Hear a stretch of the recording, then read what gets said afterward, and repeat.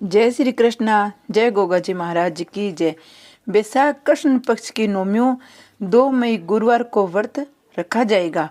हम जाहिर बाबा के व्रत कथा सुनेंगे। जय गोगा जी महाराज। एक समय की बात है, श्री योगेश्वर गोरखनाथ जी अपने शिष्यों को उपदेश दे रहे थे। तब उनके परम शिष्य ओगटनाथ ने प्रश्न किया, हे नाथ, आप साक्षात शिव भक्ति स्वरूप है, आप ही भक्तों के उद्धार हेतु अवतार धारण करते हैं। हे परम गुरु, कलयुग के प्रभाव से जिसमें मनुष्य की बुद्धि मलिन होकर पापों में लिप्त हो जाएगी, उसमें मनुष्य घोर पापों को करने लगेगा, जिसके कारण भूमंडल पर अशांति छा जाएगी। उसमें धरती पर इन घोर पापों के प्रभाव से विभिन्न रोग फैल जाएंगे, संसार में भूखमरी बढ़ जाएगी। हे योगेश्वर, ऐसे घोर कलयुग में दान पुण्य तीर्थ यात्रा का पुण्य भी घट जाएगा। तो वह कौन सी शुभ कार्य होगा जिसके करने से मनुष्य जाति का उद्धार हो सकेगा। ऐसा सुनकर श्री गोरखनाथ जी बोले, हे परम शिष्य, तुमने बड़ा ही उत्तम प्रश्न किया है, क्योंकि कलयुग के बढ़ जाने पर मनुष्य की कोई भी सेवा धर्म कर्म शांति प्रदान कर सकेगी। मनुष्य विश्व में लिप्त हो जाएंगे, योगी ज्ञानी भूत कम ले जाएंगे। ऐसे समय मेरी अंश अवतार जाहिर वीर गोगा के व्रत पूजन से ही मनुष्य का कल्याण हो सकेगा। इनके व्रत पूजन से बांझ स्त्री पुत्रवती हो जाएगी, निर्धन धनवान बन जाएंगे, असाध्य रोगी की आरोग्य सुख को प्राप्त करेंगे, मूर्ख को भी ब्रह्म ज्ञान की प्राप्ति हो जाएगी। अर्थात इनके व्रत पूजन से मनुष्य की निश्चित समस्त मनोकामनाएं सिद्ध होगी। इनका उपासक संसार में समस्त सुखों को भोग कर अंत में शिव लोक को पहुंचकर परम आनंद में विलीन हो जाएगा। हे शिष्य, केवल तुम्हारे प्रश्न करने पर यहाँ उपस्थित संतों एवं भक्तों को विश्व कल्याण हेतु अब मैं जाहिर वीर गोगा जी की व्रत कथा सुनाता हूँ। आप सभी ध्यान पूर्वक सुनो। बोलिए जाहिर वीर गोगा जी की जय। जय। गंगाराम जी को दर्शन। जाहिर वीर बाबा ने गंगाराम जी को दर्शन दिया और जाहिर बाबा की व्रत विधि सुनेंगे। गोरखनाथ जी बोले, हे भक्तजनों, पिछले अध्याय में आपने श्री जाहिर वीर गोगा जी के व्रत पूजन से होने वाले लाभ को सुना। अब मैं कथा प्रारंभ करने से पहले ही जाहिर वीर गोगा जी के व्रत पूजन की विधि का वर्णन सुनाता हूँ, क्योंकि बिना विधि के कोई भी यज्ञ पूर्ण नहीं होता है। हे भक्तजनों, प्रत्येक माह के कृष्ण एवं शुक्ल पक्ष की नौमी तिथि को जाहिर वीर गोगा जी का व्रत किया जाता है तथा इनका विशेष व्रत सावन भादों की नौमी को किया जाता है।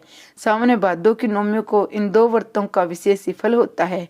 अपनी मनोकामना की पूर्ति हेतु इनके 9 या 11 व्रत करने चाहिए।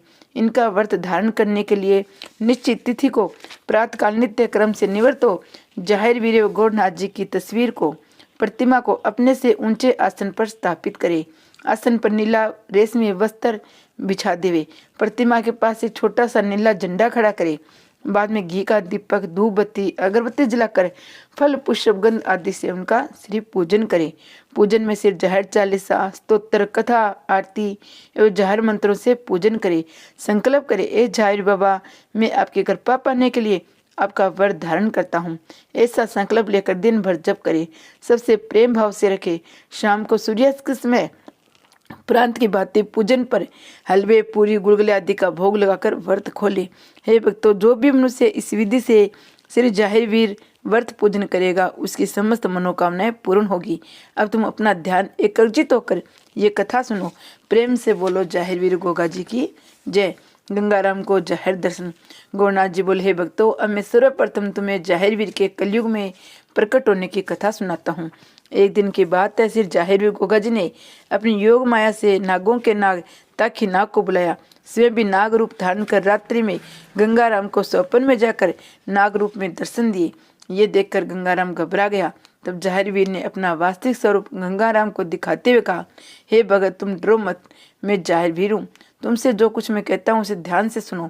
हे भगत, देवानगर के क्षेत्र में जहाँ मैंने समाधि ली है, मेरा व्रत धारण कर तुम वहाँ मेरी मेढ़ी बनवाओ, वहाँ मेरा मेला बनवाना शुरू करो, विषय में मेरा प्रचार करो। जो भी मेरी मेढ़ी पर आकर नीला निशान चढ़ाएगा, जो मेरा नेजा व छड़ी बनाकर उनकी पूजा करेगा, घर घर मेरी जोत जलाएगा, वह मेरा प्रसिद्ध भगत कहा जाएगा।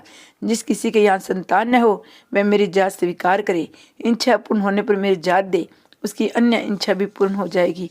प्रत्येक नवमी को मेरा व्रत धारण कर जो मेरा पूजन करेगा उसके कुल का नाम उजागर हो जाएगा। हे भगत, ऐसा कोई फल नहीं है जो मेरी भक्ति से प्राप्त न हो। ऐसा कहकर जाहिर वीर गोगा जी ताकि नाग सहित अदृश्य हो गए। हे भक्तों, रात बीतते ही गंगाराम ने जाहिरवीर का प्रचार शुरू किया। जाहिरवीर की मेढ़ी का निर्माण करवाकर नवमी के दिन व्रत धारण कर जाहिर बाबा की पूजा की, जिसके प्रताप से उसका कुल का नाम उजागर हो गया। धीरे धीरे तब से भगतगण पवित्र श्री जाहिर मेढ़ी पर पहुंचकर उनकी पूजा अर्चना करने में अपनी मुरादें पूरी करने लगे। हे भक्तों, आज भी जो सच्चे मन से बागड़ यात्रा जाहिर व्रत पूजन सेवा करता है, उसे मनवांछित फल की प्राप्ति होती है। हे भक्तों, जो भी जाहिर की भक्ति स्वीकार करके इस कथा का प्रचार करेगा, उसे चारों फल की प्राप्ति होगी। अब मैं तुम्हें उन भक्तों की कथा सुनाता हूँ जिन्होंने श्री जाहिर बाबा का व्रत पूजन कर अपनी मनोकामनाएं पूर्ण की। हर देवी की कथा। नाथ जी बोले, हे संतो, अब मैं तुम्हें एक दुखी पति पत्नी की कथा सुनाता हूँ जिन्होंने श्री जाहिर व्रत पूजन कर अपनी मनोकामनाएं सिद्ध की।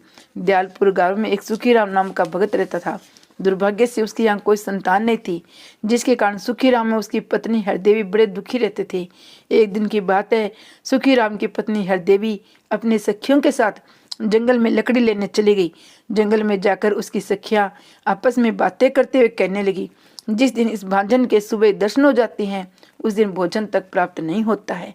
ये बात हरदेवी ने सुन ली, मगर अपने सखियों को कुछ नहीं कहा। मन ही मन रोते हुए लकड़ी लेकर अपने घर चली आई। शाम के समय जब उसका पति मजदूरी करके घर आया तो देवी ने यह बात अपने पति को सुनाई। सुखीराम ये सुनकर बहुत दुखी हुआ। भगवान से प्रार्थना की, हे भगवान, हमारे या तू एक संतान देकर हमारे सिर से पुत्रहीन होने का कलंक दूर कर दो। ये कहकर दोनों सो गए। सुबह भगवान की प्रेरणा से जाहिर बाबा जोगी का वेश बनाकर हाथ में डमरू लेकर जाहिर गाथा गाते हुए भिक्षा मांगने के बहाने उनके घर आए। सुखीराम की पत्नी से बोले, बेटी, तुम्हारे पास सब कुछ है, पर पुत्र न होने के कारण तुम दुखी हो।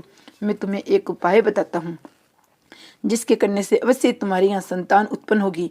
जोगीराज बोले, बेटी, तू सावन और भादों की नवमी के दिन जाहिर बाबा का व्रत रख। विधि पूर्वक किसी जोगी को बुलाकर व्रत का उद्यापन करना।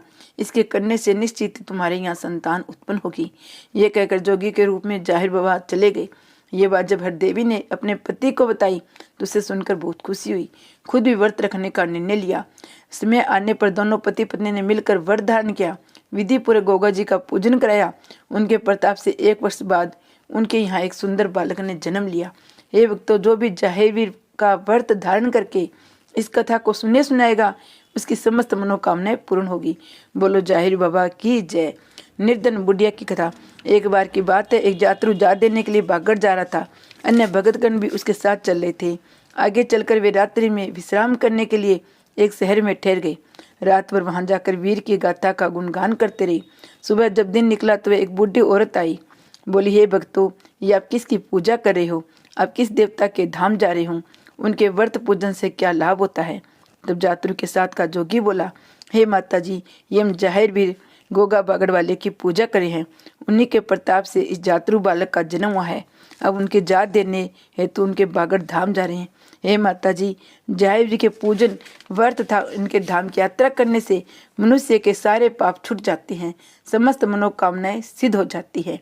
हे भक्तों, बुढ़िया का लड़का गरीबी के कारण कर्जबंद हो गया था। इसके कारण वह परेशान हो अपने माँ और बहू को छोड़कर बिना बताए ही कहीं चला गया था। बुढ़िया ने घर आकर ये बात अपनी बहू को बताई। यदि हम दोनों जाहिर का व्रत रखे तो मेरा लड़का घर वापिस आ सकता है। बहू ने ये बात संग्रह स्वीकार कर अपने सास के साथ 11 व्रत रखने का संकल्प लिया।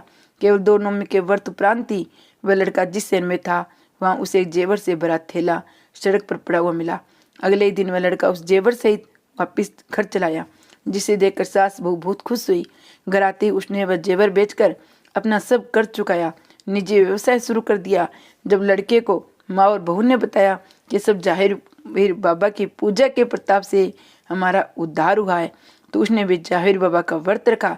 बुढ़िया और उसके पुत्र वधु ने एक ही दिन अपने व्रतों का उद्यापन किया। उस दिन जोगियों एवं कन्याओं को दान दिया तथा जाहिर बाबा के नाम पर भंडारा किया। हे भक्तों, सच्चे मन से जाहिर बाबा का व्रत धारण कर जो भी इस कथा का पाठ करेगा, वह सिंगरी सुखी हो जाएगा। बोलो जाहिर बाबा की जय हो। जाहिर बाबा प्रकोप भी करते हैं। अब जाहिर बाबा की प्रकोप कथा सुनते हैं। अब मैं तुम्हें एक बाबा जाहिर के रुष्ट हो जाने पर उनके प्रकोप की कथा सुनाता हूँ। सीतापुर गांव में एक परिवार में पहले से ही जाहिर बाबा की पूजा होती थी। प्रत्येक भादों की नवमी को थापे दिए जाते थे। कुछ समय के बाद उस घर में एक नई बहू आई। वह बहुत ही नास्तिक थी। किसी भी व्रत पूजा में विश्वास नहीं करती थी। इसलिए जब भादों की नौमी आई तो उसने न तो जाहिर बाबा का व्रत किया न थापे दिए। कहा ये सब ढोंग है, इन पूजा व्रतों से कुछ नहीं होता है। ये कहने के बाद जब बहू रात को सोई तो उसे सपने में सांप ही सांप दिखाई दिए। सुबह दिन निकलते ही जब आंख खुली तो देखा एक सर्प घर के दरवाजे पर खड़ा है। जब उसका ध्यान पीछे गया तो वहां भी सर्प खड़ा है। इस प्रकार से वह चारों तरफ सर्प ही सर्प निकल आए। बहू घबराकर चीखें मारने लगी। उनकी आवाज़ सुनकर परिवार के लोग इकट्ठा हो गए। ये सब कुछ देखकर उसकी सास समझ गई जाहिर वीर के थापे नहीं दिए, इसलिए यहाँ सर्प निकल कर आए हैं। सास हाथ जोड़कर बोली, हे जाहिर बाबा, मेरी बहू की गलती को माफ़ कर दो। आज ये तेरे थापे देंगी, आज से रोज़ तेरी पूजा करेगी। बहू ने भी हाथ जोड़कर सिर झुकाकर कहा, हे जाहिर बाबा, मुझे माफ़ कर दो, मैं सदा तेरी पूजा करूंगी। इतना कहते धीरे धीरे सभी सर्प गायब होने लगे। तब उनमें से जाहिर रूपी सर्प ने अपने वास्तविक रूप में प्रकट हो गए और कहा, हे देवी, तूने मेरी न तो पूजा से विकार की, मेरा अपमान किया, जिसके कारण ऐसा हुआ, लेकिन मैं तुम्हें माफ करता हूँ। मगर मेरी ये बातें ध्यान से सुनो, जो भी मेरी पूजा थापे निशान छड़ी नेजा आदि से विकार करेगा उसकी मनोकामनाएं सिद्ध होगी। मगर इच्छा पूर्ण हो जाने पर जो मेरी स्वीकार करी हुई पूजा भेंट नहीं देगा उसे मैं तुम्हारी तरह दंडित भी करूंगा। ये कहकर जाहिर बाबा अपने सर्पों सहित अदृश्य हो गई। जो भी इस कथा को नियम से पढ़ेगा उसे उत्तम फल की प्राप्ति होगी। जय गौरनाथ जी महाराज की जय। जय गोगा जी महाराज की जय। हरते विपता दास की जाहिर दीन दयाल, भक्तों का रखते सदा जाहिर वीर बाबा ख्याल। दया दास पर बनी रहे, सर पे रहे सदा हाथ, विद्या बल बल दो विनय करे धर्मराज। जय गोगा जी महाराज की जय। कथा को लाइक और चैनल को सब्सक्राइब करना। कथा देखने के लिए आपका धन्यवाद। जय जाहिर बाबा की जय हो। संकट मोचन जो पढ़े प्रेम सहित नित नेम, संकट उससे निश्चय जड़े जो ताहे सो नेम। जाहिर वीर संकट मोचन जो पढ़े पूर्ण मंत्र समान, धर्मनाथ की आस्था कष्ट मिट जाए तमाम।